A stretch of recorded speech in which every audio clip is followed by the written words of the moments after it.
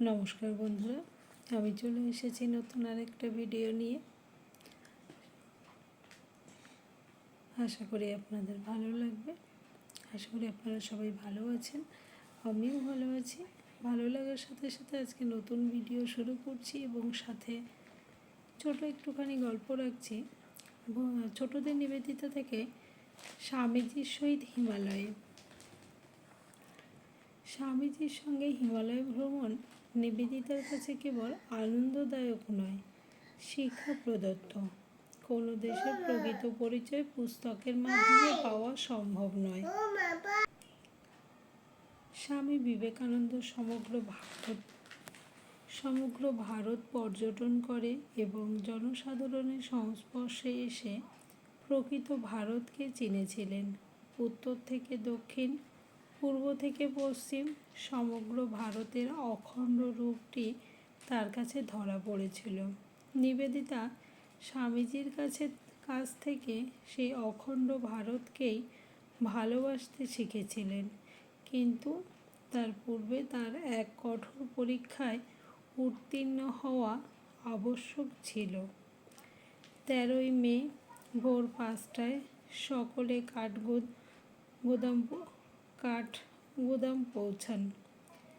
নৈনিতাল হয়ে তারা আলমোড়ার উদ্দেশ্যে যাত্রা করেন। পথ চলতে চলতে রাত্রি হয়ে গেল। লোকজন আগে মশাল ও লণ্ঠন নিয়ে চলেছে। পাহাড়ের পথ উঁচু নিচু, অনবরত ঘুরে ঘুরে চলেছে। নানা রকম ফুলের সুগন্ধ ভেসে আসছিল। গভীর নির্জনতা, মাথার উপরে বহু দূরে নক্ষত্রগুলি মিটমিট করছে। চারিদিকে বিস্তৃত গম্ভীর পর্বতমালা। নিবেদিতা ও সকলেই খুব উপভোগ করলেন। সেদিন রাত্রে তারা পাহাড়ের পাশে অবস্থিত ডাকবাংলায় আশ্রয় গ্রহণ করে পরদিন আলমোড়ায় উপস্থিত হলেন। ইংল্যান্ডে এক ইংরেজ দম্পতি স্বামীজির শিষ্যত্ব গ্রহণ করেন, মিস্টার ও মিসেস সেভিয়ার। তারাও স্বামীজির সঙ্গেই ভারতবর্ষে এসেছিলেন। উদ্দেশ্য ভারতে বসবাস ও স্বামীজির কাজে সাহায্য করা। আলমোড়ায় তারা আগেই আসেন। স্বামীজি তাদের আতিথ্য গ্রহণ করলেন। নিবেদিতা ও তার সঙ্গিনীগণের বাসস্থানের ব্যবস্থা হল দূরে এক বাংলায়।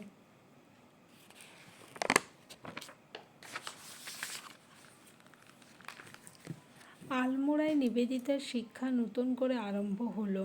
প্রতিদিন সকালেই বারান্দায় অথবা বাগানে বসতেন।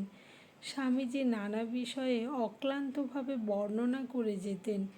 বিভিন্ন বিষয়ে আলোচনার মূল কথা ছিল প্রাচ্য জীবনযাত্রা, তার আদর্শ এবং পাশ্চাত্যের সঙ্গে তার পার্থক্য। নিবেদিতার ছিল অপূর্ব ধারণা শক্তি, তার উপরে ছিল তার লিখবার ক্ষমতা। স্বামীজি যখন যে বিষয়ে আলোচনা করতেন, নিবেদিতা গভীর মনোযোগ সহকারে তা শুনতেন এবং সংক্ষেপে নোটবুকে টুকে রাখতেন। পরে ওই সংক্ষিপ্ত বিবরণ সহায়ে তিনি স্বামীজিকে যেরূপ দেখিয়েছি লিখেছিলেন। পুস্তকখানি বিদ্বৎ সমাজে বিশেষ স্বীকৃতি লাভ করে। আলমোড়ায় নিবেদিতার যে শিক্ষা আরম্ভ হয় তা প্রথমে তার কাছে খুব ক্লেশকর ছিল।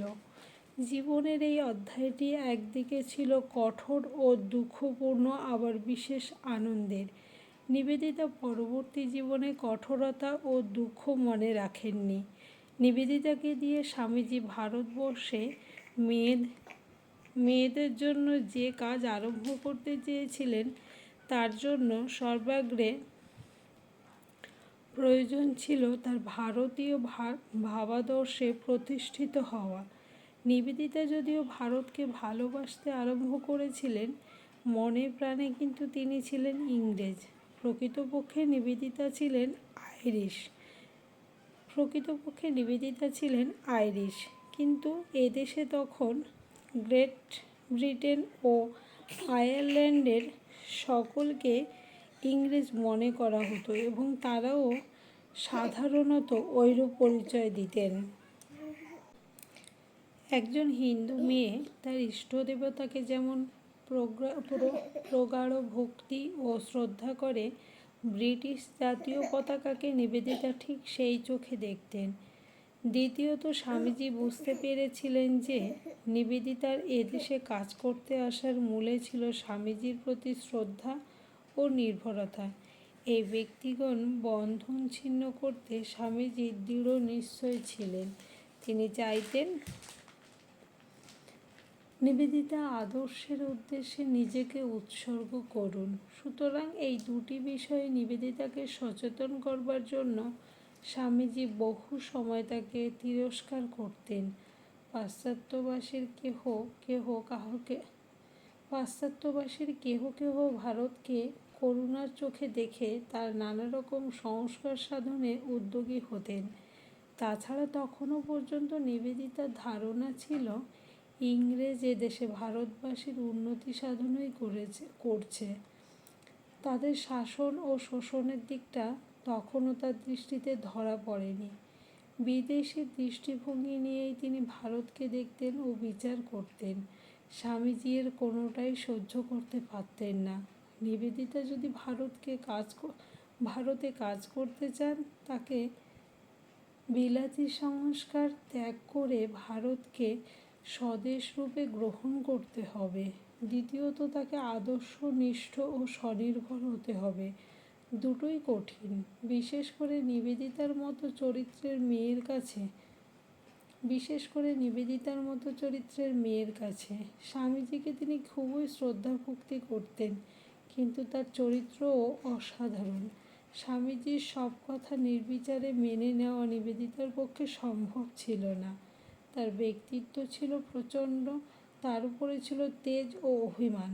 তিনি ভাবেননি যে কাজে অবতরণের পূর্বে স্বামীজি তাকে এইভাবে পরীক্ষা করবেন। ফলে প্রবল মানসিক দ্বন্দ্বে তিনি ক্ষতবিক্ষত হতে লাগলেন। মিস ম্যাকলাউড বা জয়ার সঙ্গে ইতিমধ্যে নিবেদিতার বন্ধুত্ব গড়ে উঠেছিল। ম্যাকলাউড দেখলেন নিবেদিতা খুবই মনোকষ্ট পাচ্ছেন, তার শরীর মন অবসন্ন হয়ে পড়ছে। স্বামীজিকে তিনি সব খুলে বললেন। স্বামীজি সব শুনে চলে গেলেন। কিন্তু সেদিনই সন্ধ্যার সময় তিনি আবার এলেন। নিবেদিতা ও ম্যাকলাউড তখন বারান্দায় বসেছিলেন। স্বামীজি ম্যাকলাউডের দিকে চেয়ে বললেন, তোমার কথাই ঠিক, এ অবস্থায় পরিবর্তন বিশেষ দরকার। আমি একলা অরণ্যে চলে যাচ্ছি, নির্জন বাসের ইচ্ছা। যখন ফিরে আসব, শান্তি নিয়ে আসব। তারপর স্বামীজি ঊর্ধ্বে তাকিয়ে দেখলেন মাথার উপরে দ্বিতীয় চন্দ্রের অপূর্ব শোভা। অবিষ্ট কণ্ঠে তিনি বললেন, দেখো, মুসলমানের দ্বিতীয় চাঁদকে বিশেষ সমাদর চোখে দেখেন। মুসলমানেরা দ্বিতীয়বার চাঁদকে বিশেষ সমাদরের চোখে দেখে। এসো, আমরাও এই নবীন চন্দ্রমার সঙ্গে নবজীবন আরম্ভ করি। কথাগুলি শেষ করে স্বামীজি হাত তুললেন, আর সেই মুহূর্তে বিদ্রোহী নিবেদিতা তার পদপ্রান্তে নতজানু হলেন। স্বামীজি নিবেদিতার মাথায় হাত রেখে হৃদয়ের অন্তঃস্থল থেকে আশীর্বাদ করলেন। নিবেদিতা অবনত মস্তকে সে আশীর্বাদ গ্রহণ করলেন, আর সেই মুহূর্তেই তিনি উপলব্ধি করলেন গুরুর মহিমা। নিবেদিতা পরীক্ষায় উত্তীর্ণ হলেন। তার মনে আর কোনো দ্বন্দ্ব রইল না, কারণ দিন দিন তার কাছে এটা পরিষ্কার হয়ে উঠল যে স্বামীজি তার গুরু এবং সর্বতোভাবে গুরুর মনোমত হয়ে ওঠা ও তার আদেশ পালন করাই শিষ্যের কর্তব্য। ধর্মরাজ্যে তিনি স্বামী বিবেকানন্দের কন্যা। তিনি আরও বুঝলেন ভারতের সেবায় নিজেকে উৎসর্গ করতে হলে তার বিলাতী ধারণাগুলি চূর্ণ করতে হবে, আর সে সম্ভব হবে যদি তার দৃষ্টিভঙ্গির পরিবর্তন ঘটে। তার ছিল অসাধারণ বুদ্ধি, তার সঙ্গে ছিল গভীর হৃদয়বত্তা। স্বামীজির সংস্পর্শে এসে তার চিন্তাধারার আমূল পরিবর্তন ঘটল। স্বামীজির দৃষ্টি দিয়ে তিনি ভারতবর্ষকে জানলেন, ভালোবাসলেন। ভারতের প্রতি তার ভালোবাসা ও একাত্মবোধ এমনভাবে হয়েছিল যে আমাদের আমাদের শব্দটি তার মুখে খুব স্বাভাবিকভাবে উচ্চারিত হতো। আলমোড়ায় আরও কয়েকদিন বাস করে তারা কাশির রওনা হলেন। আলমোড়ায় আরও কয়েকদিন বাস করে তারা কাশ্মীর রওনা হন। শ্রীনগরের ডাল হ্রদে বজরাতে তারা বাস করতেন। মাঝে মাঝে দ্রষ্টব্য স্থানগুলি দেখা হতো, তার মধ্যে ক্ষীরভবানী উল্লেখযোগ্য। তখনও সুলেমান অনুচ্চ পর্বতের উপর একটি ক্ষুদ্র মন্দির। এখান থেকে সমগ্র কাশ্মীরের সুন্দর দৃশ্য চোখে পড়ে। ডাল হ্রদ এঁকে বেঁকে চলেছে, চারিদিকে অপূর্ব শান্ত। শ্রী নিবেদিতা যেখানে যেতেন অভিনিবেশ সহকারে তার চারিপাশ দেখতেন, সেখানকার রীতিনীতি লক্ষ্য করতেন এবং সংক্ষিপ্ত বিবরণ সঙ্গে মন্দির প্রভৃতি ক্ষুদ্র নকশা এঁকে রাখতেন। পরে ওইগুলির সাহায্যে তার অন্যতম পুস্তক স্বামীজির সহিত হিমালয়ে রচিত হয়। আমেরিকার শিষ্যদের আনন্দ দেবার জন্য স্বামীজি ওই বছর 4 জুলাই আমেরিকার স্বাধীনতা দিবস উপলক্ষে বজরাতে একটি ক্ষুদ্র উৎসবের আয়োজন করেন। একটি ক্ষুদ্র ভাষণের সঙ্গে তিনি স্বরচিত 4 জুলাইয়ের প্রতি কবিতাটি শিষ্যদের উপহার দেন। এখান থেকে নিবেদিতা স্বামীজির সঙ্গে অমরনাথ যাত্রা করেন। অমরনাথ হিন্দুদের একটি প্রাচীন ও বিখ্যাত তীর্থস্থান। এই ভ্রমণের কথা নিবেদিতা তার স্বামীজিকে যেরূপ দেখিয়েছে পুস্তকে লিপিবদ্ধ করেছেন। শ্রীনগর থেকে রওনা হয়ে পহলগাম পর্যন্ত অন্যান্য সকলেও স্বামীজির সঙ্গে যান। তারপর সেখানে তারা খাটিয়ে বসবাসের ব্যবস্থা হয়। স্বামীজির সঙ্গে যান, তারপর সেখানে তাঁবু খাটিয়ে বসবাসের ব্যবস্থা হয়। তীর্থযাত্রীদের মধ্যে বহু সন্ন্যাসী ছিলেন। স্বামীজির বিদেশি শিষ্যদের তাঁবু ফেলা হলে সন্ন্যাসীরা প্রতিবাদ করলেন। হিন্দু তীর্থযাত্রীগণের মধ্যে শ্বেতাঙ্গদের তাঁবু থাকবে কেন? স্বামীজি বুঝলেন অমরনাথের পথেও গোলমালের সম্ভাবনা আছে। তিনি একটা উপায় বার করলেন। নিবেদিতাকে সঙ্গে নিয়ে সন্ন্যাসীদের তাঁবুর চারিদিকে ঘুরে এলেন। স্বামীজির নির্দেশে নিবেদিতা সন্ন্যাসীদের ভিক্ষা দিলেন। তার বিনয় নম্র ব্যবহারে সন্ন্যাসীরাও সন্তুষ্ট হয়ে তাকে আশীর্বাদ করলেন। তারপর আর কোনো গোলমাল বা বিদেশি বলে কোনো ব্যবধান রইল না। অন্যান্য শত শত তীর্থযাত্রীদের একজন হয়ে নিবেদিতাও চললেন সেই দুর্গম তীর্থে শ্রদ্ধা ও ভক্তিপূর্ণ হৃদয়ে। তীর্থের পথে অতি দুর্গম। অমরনাথ তীর্থের পথ অতি দুর্গম। বিরাট চড়াই উতরাই, মধ্যে মধ্যে তুষার নদী পার হয়ে যেতে হয়। স্বামীজি আদেশে প্রথম তুষার নদীটি নিবেদিতা খালি পায়ে হেঁটে পার হন। স্বামীজির ইচ্ছা ছিল পায়ে হেঁটেই নিবেদিতার দুর্গম পথ অতিক্রম করেন, কিন্তু তার অবস্থা দেখে শেষে ঘোড়ার ব্যবস্থা করতে হয়। শেষ চড়াই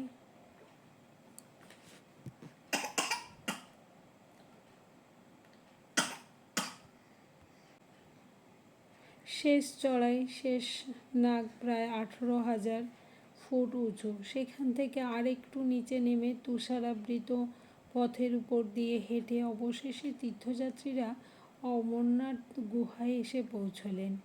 শ্রাবণী বা রাখি পূর্ণিমার দিন অমরনাথ উৎসব অনুষ্ঠিত হয়। গুহাটি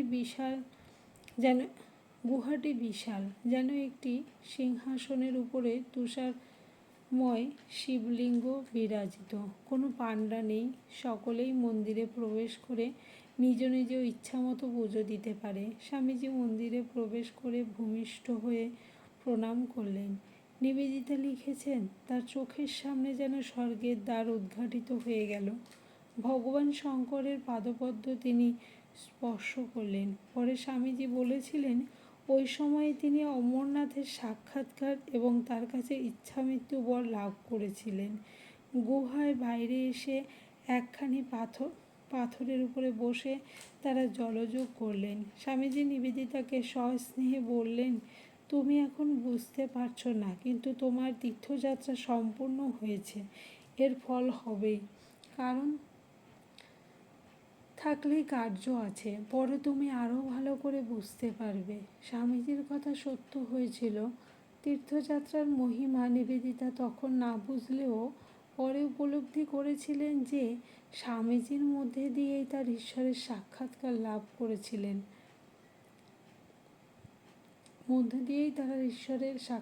লাভ করেছিলেন, তাই নিবেদিতা লিখেছিলেন, এই দিনগুলিতে আমাদের কাছে মানুষ অপেক্ষা ঈশ্বরের অধিকতর সত্য হয়ে উঠেছিলেন।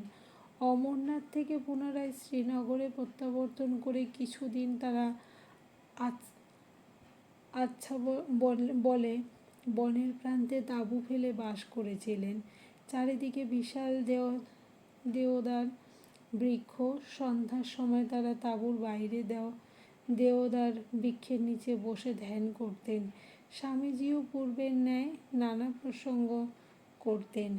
কাশ্মীরের মহারাজা স্বামীজিকে একটি মঠ ও সংস্কৃত কলেজ স্থাপনের জন্য একখণ্ড জমি দিতে চেয়েছিলেন, কিন্তু তদানীন্তন রেসিডেন্সের বিরোধিতায় তা কার্যে পরিণত হয়নি। স্বামীজির মনে প্রথমে এই ব্যাপারে একটু কষ্ট হয়, কিন্তু পরে তিনি মন স্থির করে নেন। 13ই অক্টোবর সকলে বারমুল্লা যাত্রা করলেন। স্থির হল শিষ্যগণ স্বামী শারদানন্দের সঙ্গে দিল্লি, আগ্রা প্রভৃতি প্রসিদ্ধ শহরগুলি দেখে কলকাতায় ফিরবেন। স্বামীজির সহিত হিমালয় গল্পটুকু এটুকুই ছিল। আমি এখানেই এই গল্পটুকু শেষ করছি। ভালো লাগলে অবশ্যই আপনারা জানাবেন। আর আমার সেলাই আপনাদের কেমন লাগলো সেটাও অবশ্যই আপনারা কমেন্টের মাধ্যমে জানাবেন। ভালো লাগলে শেয়ার করবেন। নতুন যারা আছেন প্লিজ সাবস্ক্রাইব করবেন, সাথে থাকবেন, যাতে আমি এগিয়ে যেতে পারি, আমাকে এগিয়ে নিয়ে যাবেন। আর সেলাইটা খুব সাধারণ, খুব কমনের মধ্যেই আমি নিয়েছি। কালারগুলো খুব একটা বেশি নয়, তবে হ্যাঁ কিছু কিছু ক্ষেত্রে 2 স্ট্রেংথ নিয়েছি, কিছু কিছু ক্ষেত্রে আবার 12টা স্ট্রেংথও নিয়েছি সুতোর। তো বিভিন্ন রকম যেখানে যেমন লেগেছে সেভাবেই দিয়েছি। আপনারাও কালার আপনাদের মতো নিয়ে ব্যবহার করতে পারেন, সাথে থাকতে পারেন। ভিডিওগুলো আমি যদি আপনাদের কোনো মতবিরোধী হয় বা সময় নিয়ে কোনো যদি কিছু সমস্যা থাকে, তাহলে সেটা অবশ্যই আমাকে কমেন্টের মাধ্যমে জানাবেন। তাহলে আমি আপনাদের সুবিধা মতো চেষ্টা করব সব কিছু সেভাবে শেয়ার করার। আর হ্যাঁ, আমার পড়ার মধ্যে অনেক ভুল ত্রুটি অবশ্যই থাকে, তো সেটা অবশ্যই মার্জনীয়। আর আমি কোনো ভালো সেভাবে পড়তে না পারলেও চেষ্টা করি। আর এই গল্পগুলো আমার শেয়ার করার কারণ হলো যে আমি যখন সময় পাই বা আমার যখন খুব খারাপ লাগে তখন আমি এই বইগুলো পড়ি। তো এই বইগুলো পড়ি যখন, তো আমার তো কোনো গান জানা নেই বা আমি গান সেভাবে জানি না, মিউজিক কোথা থেকে সেট করতে হয় সেটাও আমার ঠিক জানা নেই। তো সেই কারণে ভাবলাম যে মিউজিক দিলে যখন কপিরাইট আসছে, তাহলে আমি যেটা জানি সেটাই কেন না আমি শেয়ার করলাম আমার কাজের সঙ্গে। তো সেই কারণেই আমার এই সিদ্ধান্ত। আমি ছোট ছোট এই গল্পগুলো যখন পড়ি সেটা আপনাদের সঙ্গেও আমি শেয়ার করি। আমি আশা রাখছি আপনাদেরও ভালো লাগবে। হয়তো অতটা ভালো পড়া নয়, তবুও যদি একটু শোনেন আশা করি আপনাদের ভালো লাগবে, খুব একটা খারাপ লাগবে না। সাথে থাকবেন, চেষ্টা করবেন আমাকে আপনাদের সাথে এগিয়ে নিয়ে যাওয়ার। ভালো লাগলে অবশ্যই সেটা জানাবেন কমেন্টের মাধ্যমে, শেয়ার করবেন আপনার পরিচিত বন্ধুবান্ধব সবার সাথে। যারা নতুন আছেন প্লিজ সাবস্ক্রাইব করে যাবেন, যাওয়ার আগে কেউ ইগনোর করে যাবেন না। সবাই ভালো থাকবেন, সুস্থ থাকবেন। দেখা হবে আবার অন্য কোনো নতুন ভিডিও নিয়ে ঠিক এই সময়েই। Tata, bye bye.